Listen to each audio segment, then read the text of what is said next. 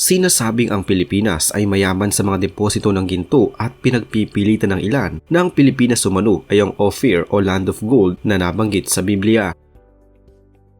Totoo man ito o hindi din naman may kakaila na maraming mga nakabaong kayamanan at ginto sa Pilipinas na naiwan umano ng ating mga ninuno at ng ilang mga dayuhang minsang sumakop sa atin noon. Patunay dyan ang kabi-kabilang mga kayamanang nahuhukay sa Pilipinas sa paglipas ng mga taon. Pero alam nyo ba, may kakaibang paraan ng ilang mga treasure hunters sa Pilipinas upang malaman kung ang isang lugar ay may nakabaong ginto sa pamamagitan ng puno na nakatayo dito. Mga puno na aakalain mong ordinaryo lamang pero nasa ilalim pala nito ang hinahanap-hanap ng marami sa atin. Ano nga bang klase ng mga puno ito? Sinasabing noong unang panahon, maraming mga kayamanan at ginto ang ibinuo ng ating mga ninuno sa iba't ibang bahagi ng Pilipinas. Ang ilan sa mga ito ay natagpuan na ng hindi sinasadya pero ang ilan ay mailap pa rin hanggang sa ngayon ay hindi pa rin natatagpuan. Ang mga treasure hunters o tao o grupo ng mga tao na naghahanap ng mga kayamanan ay kadalasang may dalang mga treasure map na kanilang babagtasin upang marating ang kinaroroonan ng hinihinalang nakabaong kayamanan. Subalit bukod sa mapa, meron din silang sinusunod ng mga palatandaan o marker na kung saan may nakabaong kayamanan sa isang lugar, gaya na lamang ng mga punong kahoy. Dito sa Pilipinas, ang ating mga ninuno ay naglagay din ng mga palatandaan sa mga puno kung saan sa ilalim nito ay may kayamanan na nakabaon. Subalit ang mga palatandaan na inilagay nila sa mga punong ito ay maaaring nasa pinakataas na dahil inilagay pa ang mga ito daang taon nang nakakalipas. Kadalasang naglalagay sila ng mga ukit, butas o palatandaan sa mga punong may nakabaon na kayamanan sa ilalim nito. Ang mga Hapon noong unang panahon sa Pilipinas ay naglalagay naman ng copper marker bilang palatandaan. Mga malalaking pako na gawa sa bakal ang madalas na kanilang ibinabaon sa mga punong kahoy upang gawing pananda. Ang bakal kasi ay naasahang magtatagal at hindi agad mawawala kahit na lumipas man ang maraming mga taon.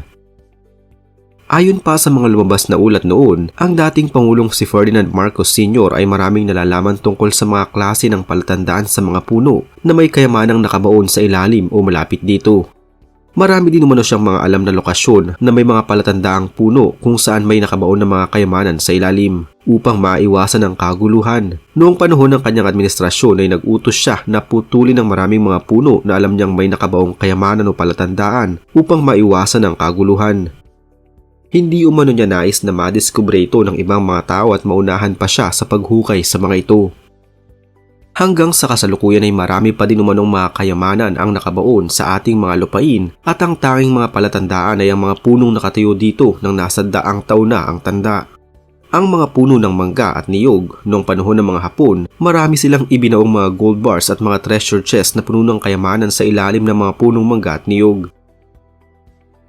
Nagbaon sila ng mga ito sa mga nabanggit na puno lalo na noong panahon na bigla ang pag-atake sa kanila ng mga Amerikano sa Pilipinas at hindi sila naging handa. Dahil sa kanilang kamamadali, inilibing nila ang mga kayamanang kanilang nakuha sa ilalim ng mga puno ng niyog at mangga na malapit lamang sa kanila. Sa kamamadali ay nasa 8 talampakan lamang ang lalim ng pagkakabaon ng ilan sa mga treasure chest na puno ng mamahaling hiyas, alahas at ginto. Kadalasan ni sa mga punong niyog at mangga na nakatanim sa mga bakawan at sa gilid ng mga burol. Pati sa mga punong malapit sa mga ilog at lawa na kung saan madali lamang matunto ng mga ito. Ang mga century-old na mga puno ng akasya ay paborito ding gawing palatandaan ng mga Hapon noon sa pagbabaw nila ng mga kayamanan. Kadalasan dito nila inilalagay ang kanilang mga maliliit lamang na mga kayamanan. Madalas itong makikita sa mga ugat o sa ilalim mismo ng punong akasya. Ang punong ito ay nagtatagal kasi ng nakatayo sa loob ng maraming taon. Ang mga wild bonsai din ay kadalasang palatandaan noon ng mga Hapon upang itago ang kanilang mga kayamanan dahil ang bonsai ay rumerepresenta sa kanilang kultura at pamumuhay. Karamihan din sa mga kayamanan na nakabaon sa ilalim ng puno ay makikita sa mga puno ng niyog. Malalaman mo na merong kayamanan sa ilalim o malapit dito kung ang puno ng niyog ay deformed o wala ito sa kanyang natural na forma at itsura.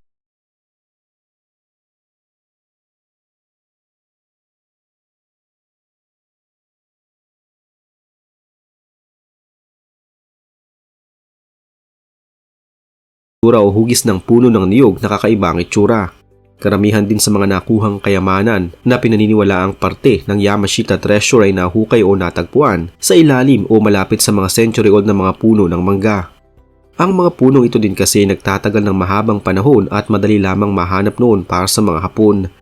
Karaniwan ding ginagamit na palatandaan noon ang pine tree, lalo na ang mga matatandang klase nito. Matatagpuan ang mga punong ito sa malalamig na lugar sa Pilipinas, gaya na lamang ng mga bundok at burol ng Cordillera na ngayon ay tinatayo na rin ng mga kabahayan.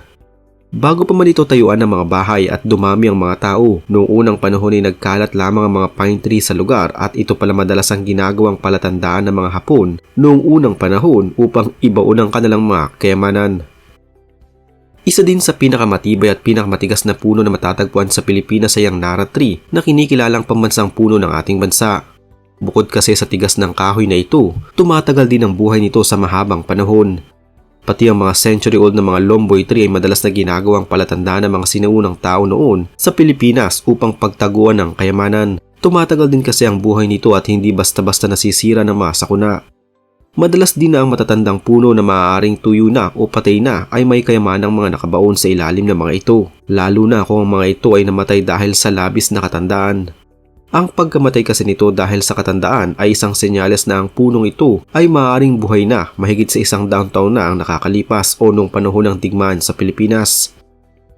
Ang puno din ng balete ay madalas na gawing palatandaan noon ng mga tao sa Pilipinas upang pagtaguan ng kanilang mga ginto. Matagal kasi ang buhay ng punong ito at lumalaki ng sobra sa pagdaan ng maraming mga taon. Kadalasang pinipili nila ang mga matatandang puno dahil alam nilang hindi ito basta-basta matutumba kahit na lumipas man ang maraming dekada. Narito ang ilan sa mga maaaring palatandaan sa mga punong kahoy na may nakabaon ng kayamanan sa ilalim o malapit dito.